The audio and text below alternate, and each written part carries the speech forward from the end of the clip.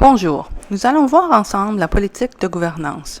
Cette politique est très importante car elle cadre le travail du conseil d'administration et celui de la direction générale.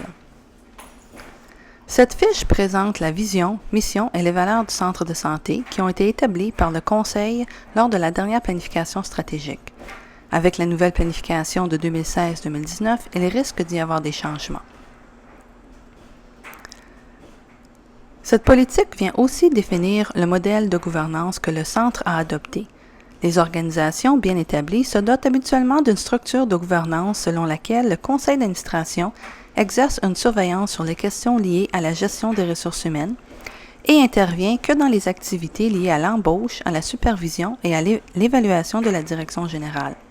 En général, les organisations bien établies adoptent le modèle d'un conseil d'élaboration des politiques qui est le modèle le plus traditionnel. Le CA est donc le corps dirigeant de l'organisation et doit rendre compte aux bailleurs de fonds des services et projets du centre qui sont financés par ces derniers. Les membres d'un CA ont beaucoup de responsabilités, entre autres la mise à jour de la vision et les missions, établir les budgets et en être redevables. Ils sont responsables de la planification stratégique, s'assurent d'avoir des mécanismes en place pour évaluer la qualité de l'organisme et délèguent les pouvoirs opérationnels à la direction générale et en fait son évaluation. Il crée aussi ou amende les statuts et règlements afin de s'assurer que le centre est conforme aux lois. Le CA a aussi adopté un code de conduite qui vient définir les points de cette fiche. Les conflits d'intérêts doivent être déclarés à toutes les réunions. Les membres du CA doivent éviter tout conflit d'intérêts, donc aucunement bénéficier ou tirer avantage de l'information auquel ils ont droit à titre de membres du CA. Le modèle de gouvernance de notre centre donne le pouvoir aux membres du CA lorsqu'ils sont réunis et qu'ils ont un quorum. Souvent, on aimerait prendre des décisions rapidement, mais nous avons un système en place et il faut donner le temps au CA de revoir les faits et prendre une décision. Un membre du CA seul n'a aucun pouvoir. Leur pouvoir est en groupe seulement afin de passer des résolutions que la direction générale exécute. Un CA est habituellement composé d'un président, d'un vice-président, un trésorier et un secrétaire. Ce groupe s'appelle l'exécutif et les autres sont des administrateurs.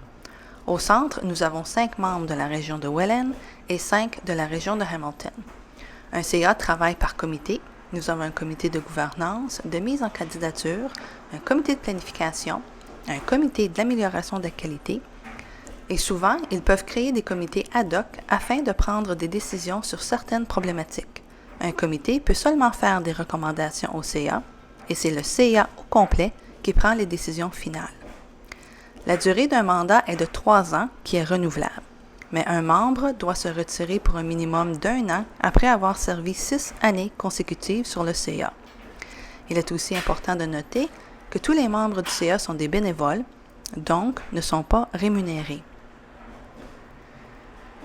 Bien que le rôle du CA se limite habituellement aux questions de gouvernance, responsabilité fiduciaire et judiciaire, et la planification stratégique, la mise en œuvre des décisions du CA est déléguée à la direction générale. Donc, le directeur général a plein pouvoir concernant le fonctionnement du centre, l'embauche des employés, la discipline et le renvoi. Le directeur général a le droit d'élaborer tout nouveau processus, de prendre toute décision, de prendre toute action et de mettre sur pied toute activité dans la mesure où ces actions s'accordent avec une interprétation raisonnable des politiques établies par le Conseil. Les devoirs de la direction générale sont d'assurer une planification financière saine, d'assurer la protection des biens, de mettre en place ce qui est nécessaire pour un bon traitement du personnel, tels que les salaires, les avantages sociaux et un programme d'aide aux employés, et de mettre en place des procédures opérationnelles afin d'assurer le bon fonctionnement du centre. L'accès aux membres du CA par le personnel doit se faire par le biais de la direction générale. Ces procédures sont décrites en plus ample détail dans la politique des ressources humaines. Il est parfois possible que le CA fasse appel au personnel pour de l'aide afin de mieux comprendre certains programmes et services. Cette aide sera préalablement approuvée par la direction générale. De plus, si ça vous intéresse, vous pouvez consulter les procès-verbaux des réunions du CA. Vous n'avez qu'à en faire la demande à votre gestionnaire et il vous indiquera où vous les procurez. Voilà ce qui met fin à cette politique. Bien entendu, vous êtes encouragé à lire la politique de gouvernance dans sa totalité Et n'hésitez pas à consulter votre gestionnaire si vous avez des questions.